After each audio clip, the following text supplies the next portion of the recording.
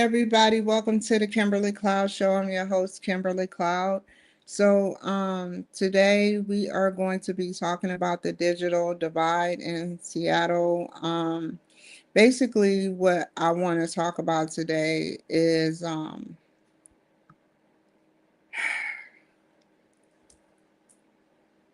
recognized need for remote collaboration in the creative landscape as of August, as of now. And that is the past. The journey leading up to the inception, the creation of the Kimberly Cloud Show, and the recognized need for remote collaboration.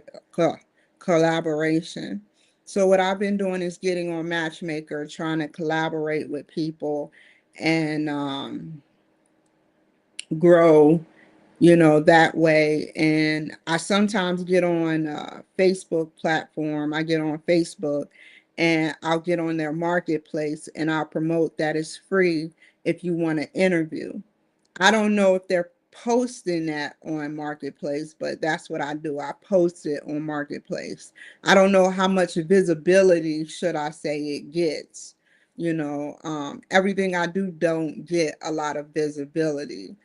Um, Especially on Facebook, unless you're a comedian and doing something that is dumb, or watching somebody do it, there's something that is dumb and stuff. They get a lot of views, but people talking about the past, present, and future, interviewing people, and people talking about editing videos and showing people how to edit videos, showing people how to do content creator, because I am a creator. I create content, all types of content, over 80, almost, I say almost 80,000 hours worth of footage I've created. And some footage has been deleted, but it's still in the database. Some footage, but it's gone forever off the surface of the World Wide Web. But it's with YouTube and places that have banned me and stuff. So going forward, I want to do collaborations with artists like I've been doing, and grow that way. Matchmaker is a great tool, and I use another tool. Where they at? Is they on here? It's called Radio Guest List. I was rolling on Radio Guest List. Radio Guest List is a very good platform to find people and to pitch your show to people that come on a Radio Guest List. I found Will Roberts off a Radio Guest List, and I interviewed him. He's a superstar now. Well, he was always a superstar, but he's a A-list celebrity that had a A-list role in Oppenheimer, and he was promoting it, and I caught him at the right time. And so we did a segment together, and DC Glenn, I want to have them come back on the show, maybe eventually, way in the future, but DC Glenn from Womb There It Is. He's an African American rapper, old school rapper that I grew up listening to. They used to dance to him, all the time, in Charlotte, North Carolina. His songs was represent. I never knew that at 95, 96, when that song came out, that I would be interviewing him. I never thought that I would. And even though I don't have many stars come on, I have had stars come on. And that puts good reputation for my show. It's not easy interviewing people, and people have to realize sometimes people are good at it, sometimes people are scripted at it, but when you come in as not scripted and not knowing, just listening and coming up with questions by just listening, That is hard to do. Some people have talent, some people don't. I've grown to have that talent.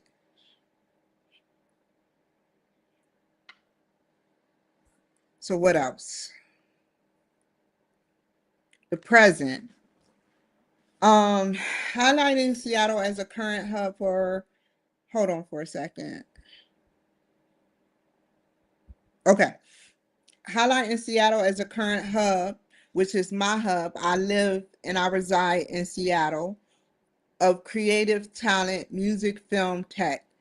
Um, I don't know how I'm gonna do it. I may get some flyers,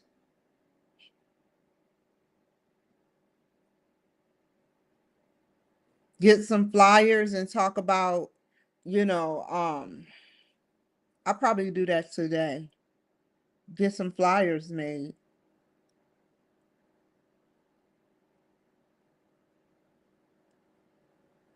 and post them in my apartment building. Request if they, and post them at restaurants that allows that, like certain smoothie shops allows that. Um, yeah, so get some flyers made probably at Staples or something, and probably put it on cars. I think that it'd be best if I put it on cars and probably put it in my apartment building. That's what I'm gonna do. So that if people want to be, it's a lot of great people here.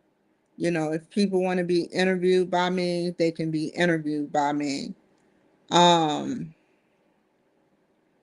and the current limitations of traditional local networking and studio access, setting up the problem. There used to be a free network where you can go in Seattle. They closed down a long time ago, but I feel like they should reopen the free local television networks for those so they can move up in the ranks. Now it costs money to put your product on a show, and you don't even know if it's getting out there or not. You never know, you know, and the Kimberly Cloud Show, through initiatives like Matchmaker FM, aims to solve. So there's other networks. I'm going to look up other networks, but Matchmaker has been what I have stayed on. Um, there's another one I've seen looking somebody else up, but I'm going to look up basically Matchmaker FM. What and places like Matchmaker FM. Um, yeah, that places like Matchmaker FM, and start getting more people to come to the show, because by next year, this is what I love to do. I may make this as like a full-time thing, but I would have to get people to start paying. And then you have commercials. I can run their commercials, promote their commercials on my show. you know Sabrina Troback, um, uh, mental health therapist. She got my show over 200 views on YouTube. I watched my statistics, but she got me over 206 or 36 views on YouTube. So I thank her for that, bringing promotion to my show. Some of the statistics are right and some of them are bogus. Not with YouTube, but with other platforms. Um, I don't know why. I don't know why. I can only imagine why. So, and this is a show that I'm creating to talk about what is the future for the digital and the digital divide between collaborating in Seattle. So, this is about to be turned off, and I'm about to get onto another show where I actually physically do something, which is putting videos together and doing my homework. So the future, how the Kimberly Cloud Show through its vision and platform will conquer these current challenges by bridging the digital divide in Seattle creative sector. I will get myself out there by doing flyers, which I will do today. I probably will get off of here and take a break because I will be back on here at 2:30. I have an hour and a half to get flyers. I have an hour and a half to get flyers and then put them on cars. Go by a Starbucks that have a pin board and put it on there. You know, I know some people are probably going to take it off once they notice I'm a Republican, but I don't care. I'm a proud Republican. So current challenges is flyers, um, learning where to put the flyers at, learning where to put the flyers at. You know, some people enjoy seeing flyers, so I have to be tread softly. And I'm just thinking Starbucks, cars, and my apartment. I like saying apartment. So that's how I will conquer these current challenges. So I can be closer to Seattle, so they can look me up and know that I am just a normal person. I'm just a normal person. You know, I'm a politician um, that isn't in the politics yet. I don't have a check I get every like 2 weeks or whatever. But I'll tell you this, I showed y'all pictures that a politician usually wouldn't show you guys. I've showed you things and said things that a politician usually wouldn't say. I've been open and honest with y'all. I've been courageous in telling my story about mental health. You know, you can let mental health in the VA, but not in the Senate, for state Senate. I like they're more suited towards the VA, like you gravitate towards the VA, you know, and I'm not talking to Donald Trump. I'm just using this as an example, you know, for as a whole, you know, you can set people up at the VA. Usually they say, oh, you have mental health issues, you can work at the VA and we will encourage you. That's what happens. Usually they say soldiers can get a job quickly at the VA. Why not Congress? Why not the Senate? Are they too good for us? So I say that to say, you know, but I'm going to work hard. It also takes hard work and dedication. It takes hard work and dedication because you have to go out there and present yourself. How, sir? You have to go out there and present yourself for to be known. And 12,000 people know who I am. They looked me up. Most of them looked me up before voting for me. Some of them already knew who I was and voted for me. And I'm not going to be here that much longer, but I will be here for a little bit. And I want to make the rest of this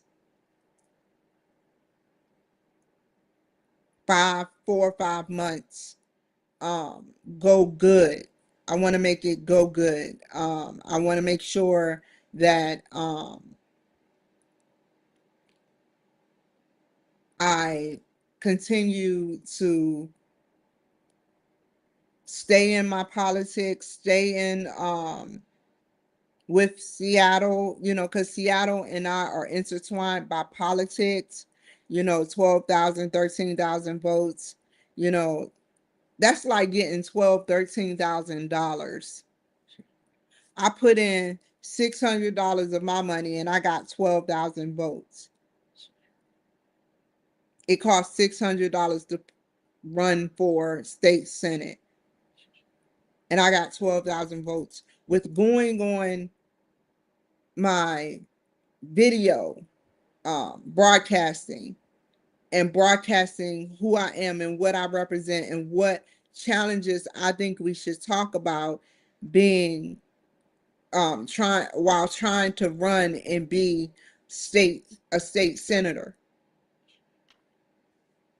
And that's all I tried to do. And I say I'm proud of myself because I didn't put myself out there and go to events yet, nor was I invited to events. But I put myself out there because I knew it would be challenging. I knew it would be challenging because you got rich people of all races not understanding why this mediocre, supposedly, seemingly mediocre black girl is running, whether they be black or white, for a Republican. And I'm not a rhino.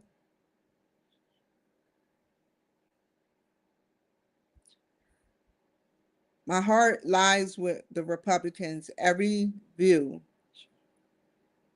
Like I said before, I'll end with this. I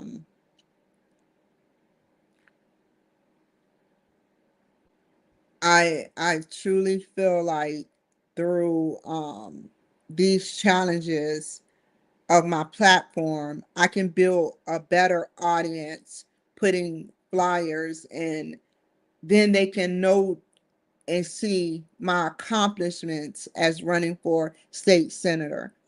You can't do it until you do it. So you don't know the stress, people calling you, you have to fill out stuff on the Washington.gov website that you go through.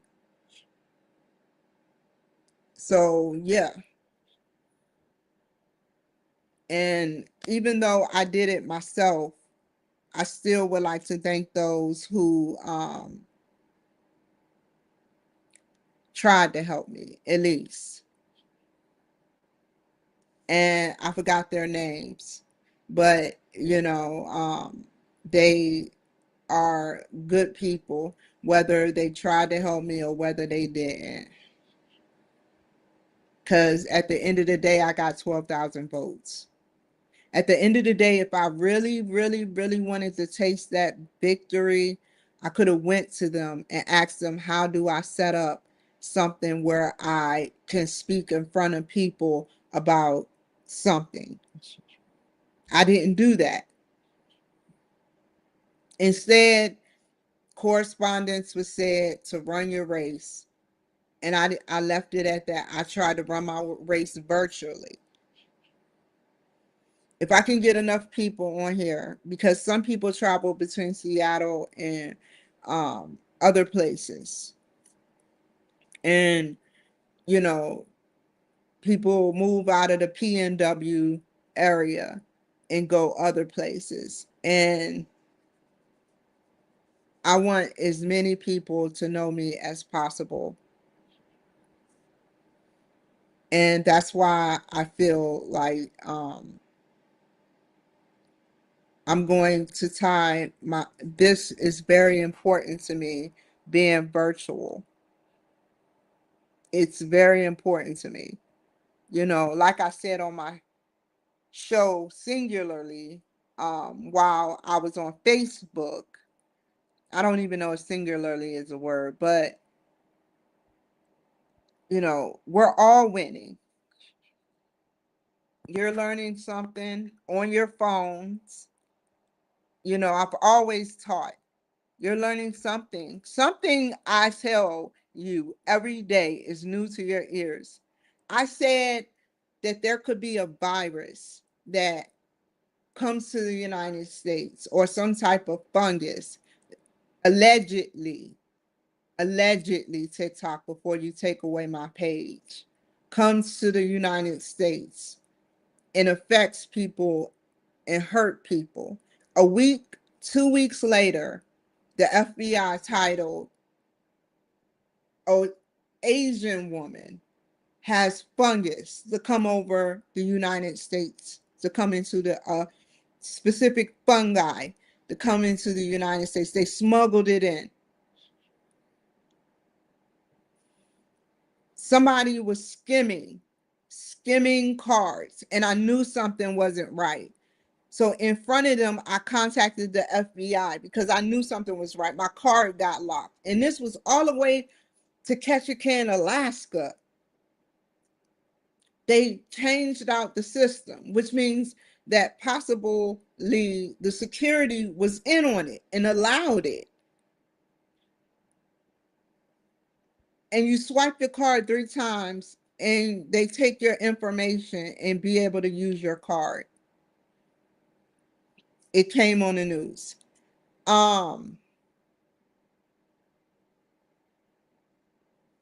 Charging stations at airports. A lot of immigrants was going there and switching out the charging stations with stuff that can connect and get 40% of your information, especially if it's an Android. And that is what they did. And that is what happened. That's exactly what happened. I contacted them again because my phone was acting up and I knew something was wrong.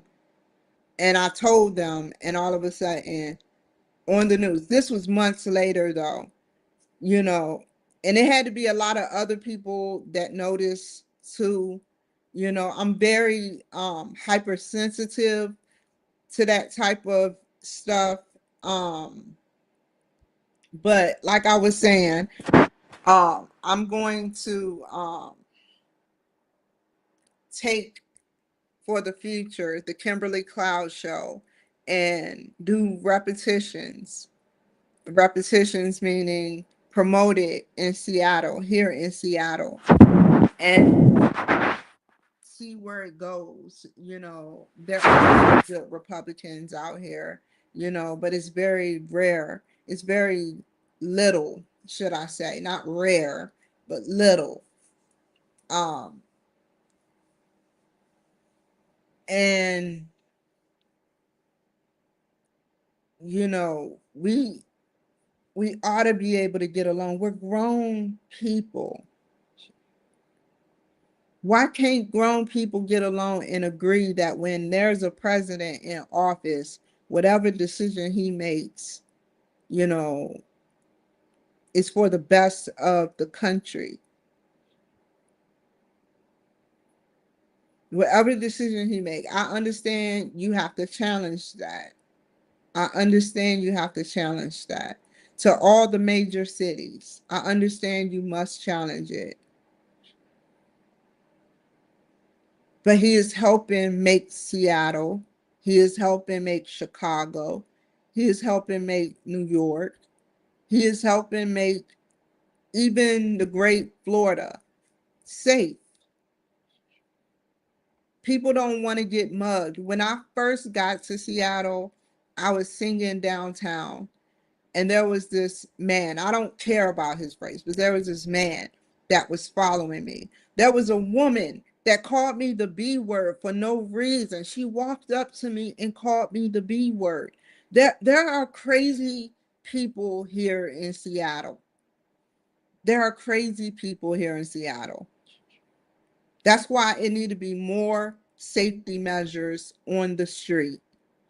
Because I like to go downtown.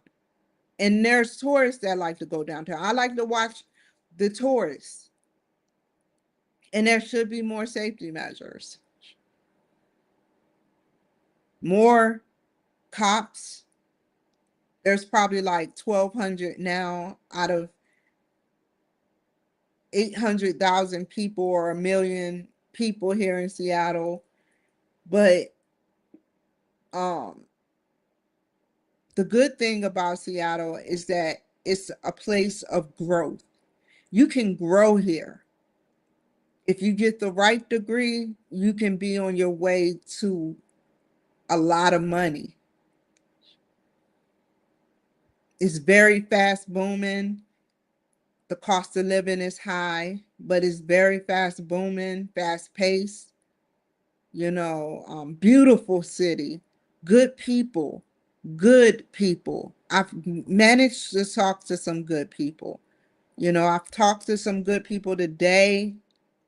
They probably have houses that they stay in, you know, and when I talk to them, I say to myself, wow, these people, have a life. And they could be being fake to me. I don't care no more.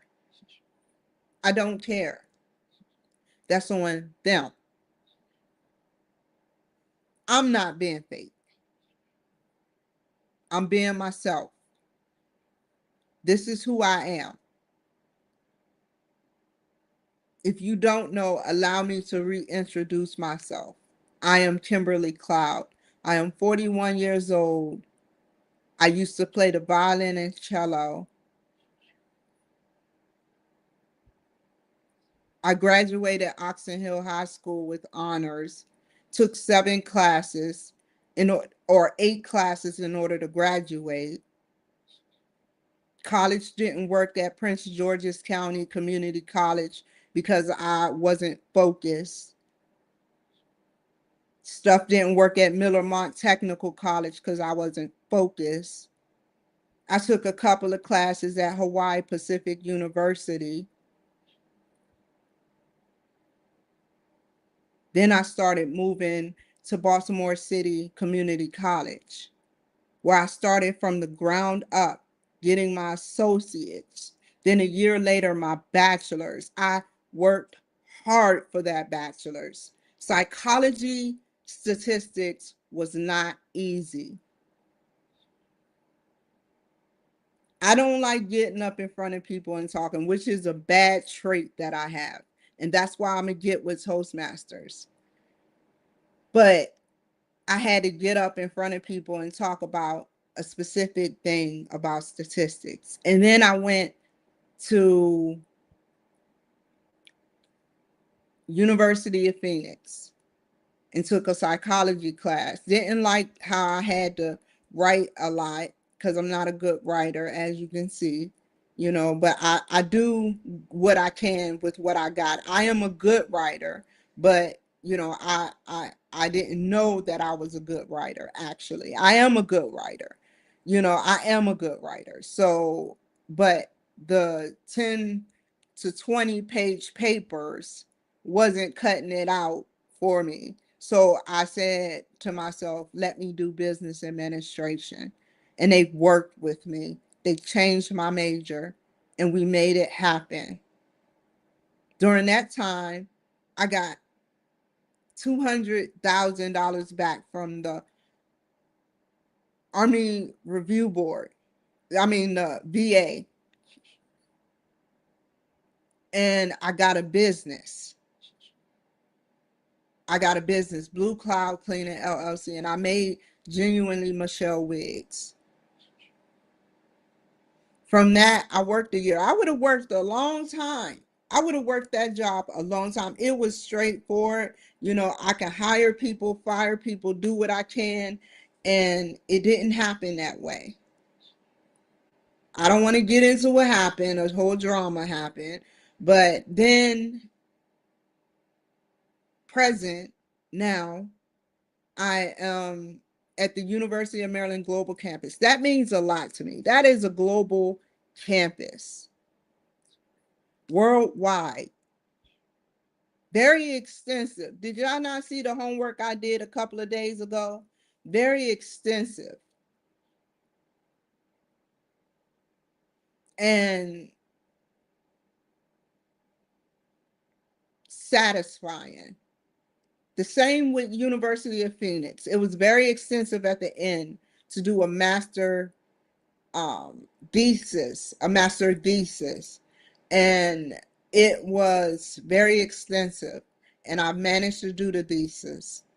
And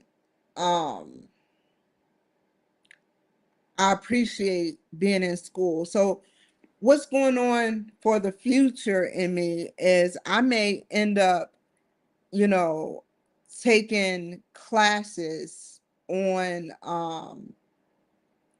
more classes and paying out of pocket for them, or however I may. I don't know how I'm gonna do it, but I'm gonna do something. I cannot be idle. I cannot be idle. I cannot be a drifter. You know, the the VA paid me this money to do my job. I don't want to be sleep. I could be sleep all day and drugging all night. That is not a good trait. It is not right. It is not like, why would the government pay you and think that you're going to sit up there and waste their heart, their however they get their money, like you're going to waste it and they're not going to, like, I don't know. It's hard to explain. I don't want to explain too much, but I know it's a way that the government possibly monitors stuff, you know, through the VA healthcare system. And, you know, that's why they keep us there, you know, for, um, you know, support and encouragement, and to teach us how to live outside of the Army. It's hard to work with civilians that have not been in the Army or Marines or military as a whole, because they don't know what it was like to go through what you have been through. But they support you. And that's what it's about.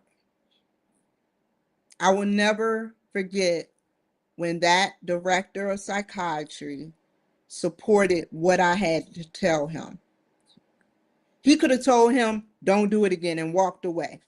I don't care. He listened. He listened. He listened. And he took my mental health in his hands. He could have been rude. He could have been obnoxious. He could have been anything. And that's why I wrote um, an article on it. A lot of people are getting frustrated with the VA.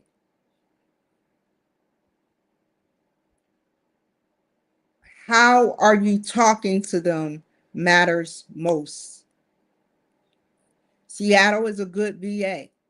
You got some bad people. You got some people that need to be redirected. But for the most part, it is a good VA healthcare center and is growing. So I feel like Seattle have a lot to offer veterans. And just as well as the civilians don't know the veterans, there are some veterans that try to get over on the system. And that's what makes confusion. They try to get over on the system. If one bad thing happens to them, which multiple things has happened to me, and I've made peace with the VA. Not here. Stuff has happened to me here, but multiple bad, serious stuff has happened to me in different locations, Democrat locations. They have weaponized, and it's not weaponized here, but they have weaponized in California, in Philadelphia, the VA healthcare system for veterans like me. And it's not right.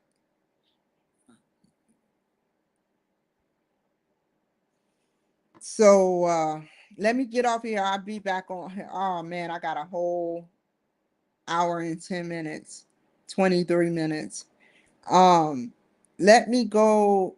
get these flyers or put in for these flyers, and I will make sure I be back on here. I already got it set up, but I can't set up Rumble and Instagram until I get off of here.